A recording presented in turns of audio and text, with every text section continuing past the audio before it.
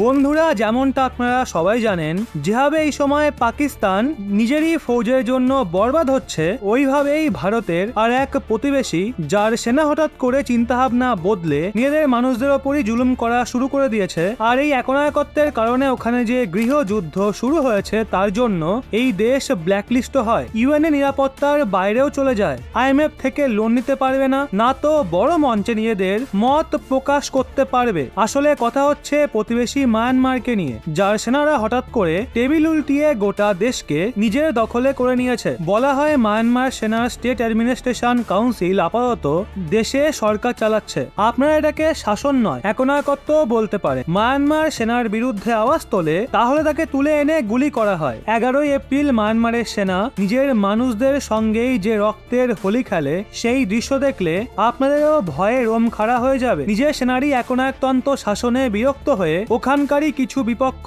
বাহিনী নতুন national unity গভর্নমেন্টের গঠন করে, যার মূল লক্ষ্যে তারা মায়ানমারের উত্তর পশ্চিমের সাগায়াং অঞ্চলের গ্রামে একটা সরকারি অফিসের উদ্বোধনী অনুষ্ঠানের আয়োজন করেছিল। কিন্তু যখনই এই খবর মায়ানমার সেনা জানতে পারে কিছু গ্রামবাসী মায়ানমার সেনার বিরুদ্ধে নতুন সরকার গঠনের চেষ্টা করছে, তো মায়ানমার সেনা ওই উদ্বোধনী অনুষ্ঠানের দিন নিজের এয়ারফোর্স পাঠিয়ে গ্রামবাসীদের ওপর সোজা বোমা নিক্ষেপ করে। এই এয়ার স্ট্রাইকে অন্ততপক্ষে 170 জন মারা যাওয়ার খবর আসে, যেখানে আসল সংখ্যা তো কেউই জানে না। দেখা হলে মায়ানমারে এই ধরনের হামলা হওয়া এখন সাধারণ ব্যাপার হয়ে গেছে। আজ মায়ানমারের কথা জন্য বলা হচ্ছে কারণ আমাদের কিছু মানুষজন ওখানে ফেসে আছে, যাদের ওই দেশ থেকে বের করে আনার জন্য ভারতকে মায়ানমার সেনাকে ওয়ার্নিং দিতে হয়। আসলে ভারতের নাগাল্যান্ড, মণিপুর, মিজোরাম ও অরুণাচল প্রদেশের মতো রাজ্যের অসংখ্য ভারতীয় কাজের আশায় মায়ানমার চলে যায়। মায়ানমার এই রাজ্যগুলোর সীমা সংলগ্ন দেশ, এর জন্য ওখান থেকে অনেক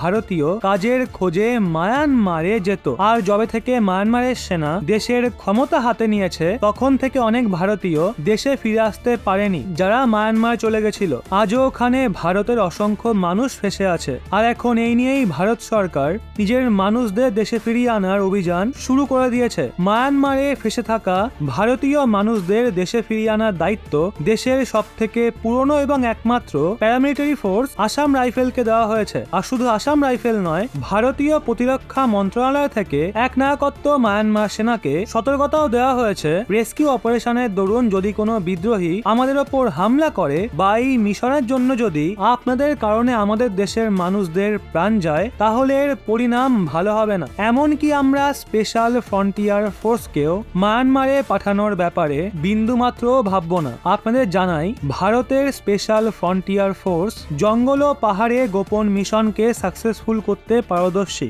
আপনারা এদের ইন্ডিয়ান আর্মির দ্বিতীয় অংশ বলেও মনে করতে পারেন। অবশ্য মায়ানমারের অনেক মানুষ মায়ানমার সেনার দমনকারী শাসনের জন্য অতিষ্ঠ হয়ে ভারত সরকারের কাছে আপিল করেছিল তারা নিষ্ঠুর মায়ানমার সেনাকে শিক্ষা দিতে ইন্ডিয়ান আর্মিকে মায়ানমার অবশ্যই পাঠাক আর আমাদের স্বাধীন করুক। এখন আপনারাই বলুন বন্ধুরা, আমাদের কি মায়ানমারের ঝামেলায় হস্তক্ষেপ করা উচিত নাকি না? বন্ধুরা, এই সম্পূর্ণ বিষয় নিয়ে আপনাদের কি মতামত নিচে কমেন্টে অবশ্যই জানান।